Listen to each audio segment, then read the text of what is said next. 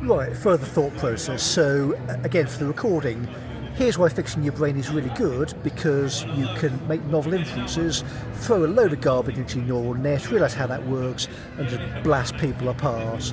So, while these imbeciles were trying to get me killed, we went from leaving Birmingham with a piece of painting, a bit of shrapnel, and the clothes on my back, to having a constituency office and sitting in central London in front of the theatre hall, where the guy overseeing a possible future defence secretary was sitting.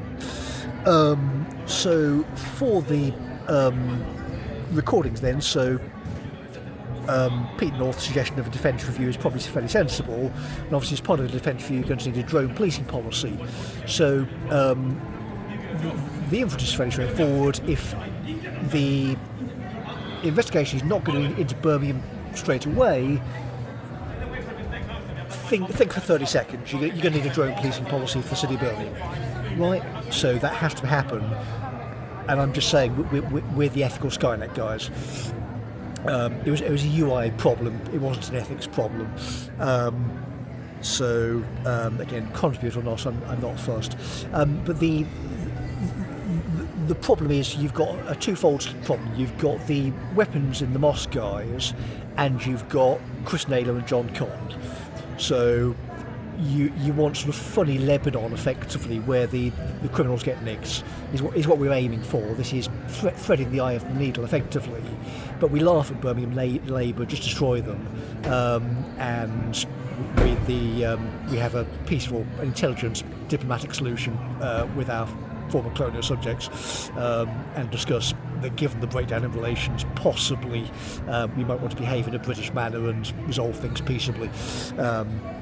Which might be sensible, and I think probably there's a lot of people in Birmingham sense that's kind of where we're heading, and probably want to have a sensible adult conversation as well. The problem is because the people in charge have been just so low grade, you can't do that. The current arsing around and keeping the higher vote share people out of appointments is not unexpected given the levels of corruption, of course. But it's the levy breaking, so you can feel every kind of thing that happens, it's going the opposite direction, so they were heaving forwards. If you're in the city, I'm sure it still feels like that, but outside it's the opposite, so you can feel it. The dams are smacking into them, and that's why they're hiding and shrieking, behaving badly.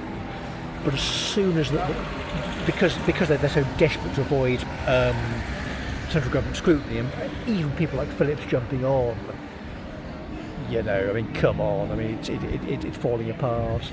So I was hoping end of this year. Possibly I'm over optimistic, but given where we were in February till now, I'll take it.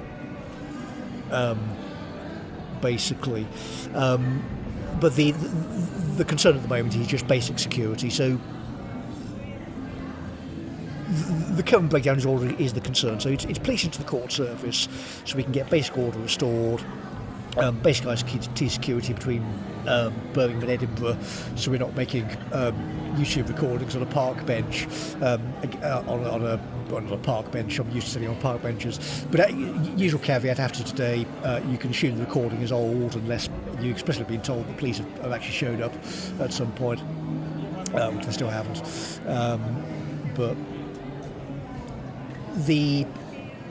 when you talk about peaceful transfer of power, you have to have an informed electorate, and the problem is because of the political tactics and obfuscation, the criminals have been allowed to hide this stuff behind a vicious language because they can use the status games against, you know, what they expected to be their opponents, which are sort of, you know, poor, badly educated by the standards of Birmingham people. They are not expecting this kind of stuff to be coming at them, so their fault. They were told who they were employing back in 2009, but it's just they've not really got it. The thing with Irish criminal defence solicitors is they are quite dangerous. I mean, you think these sort of cuddly characters who sort of, you know, protect people from false imprisonments, but to do that kind of job, you have to be actually incredibly aggressive and incredibly violent. You do your trade with words, because that's how we do things in Britain. Because of the way the civilization has evolved, we are incredibly violent people who do things via the court process, which of course evolved via lots of violence. You cut people's heads off. We stopped doing that, but the impact of the word remains. It's just that because of the constitution being based on a sort of an honour code, effectively, your word meant something. In the postmodernist world where words are subverted, you're relying on corrupt bureaucracy to enforce power games, on mugs basically, they've been relatively successful. But in this case, they're just screwing up so badly, it just doesn't work. But I'll stop the thought chain there.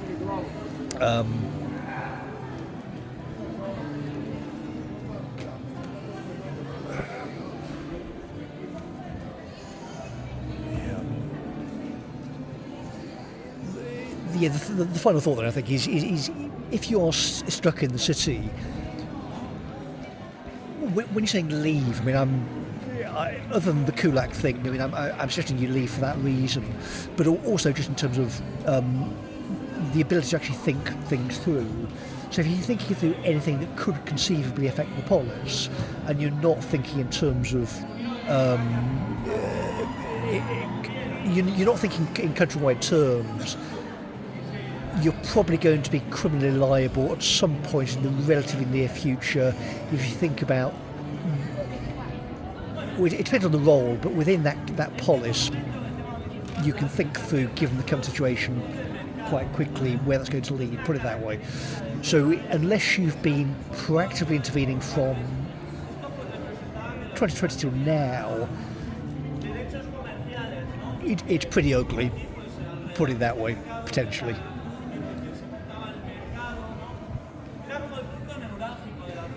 There is a level of awkwardness when you are sort of discussing Lebanon in terms of a Scrutonian ethics course in Birmingham, because their legal liability would require them to do that kind of stuff anyway.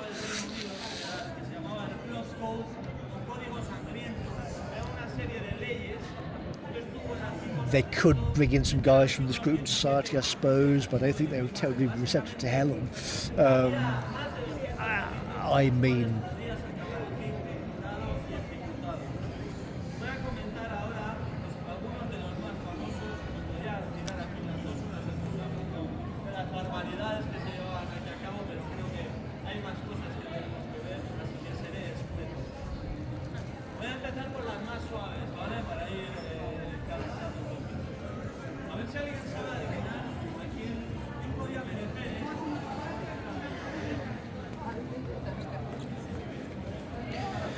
so, okay, well, we'll end it there then. So,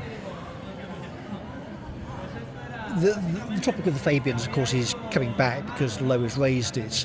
One of the things I was left by the counter-assault cretin was a shelf full of Fabian literature, because, of course, he was a Labour councillor back in the old days. The guy was a complicated character. He certainly wasn't a Fabian, and neither am I. But it's just rather convenient that you just happen to be in a particular position where you are effectively in a more senior position than John Cotton, theoretically, not theoretically, in reality, because you obey the law, which would make you, in terms of Birmingham, the perfect wolf in sheep's clothing if you're an anti-Fabian. So, again, I'm just wondering where John Cotton is. If we could sort of ask the guy about wolf in sheep's clothing, I would appreciate it.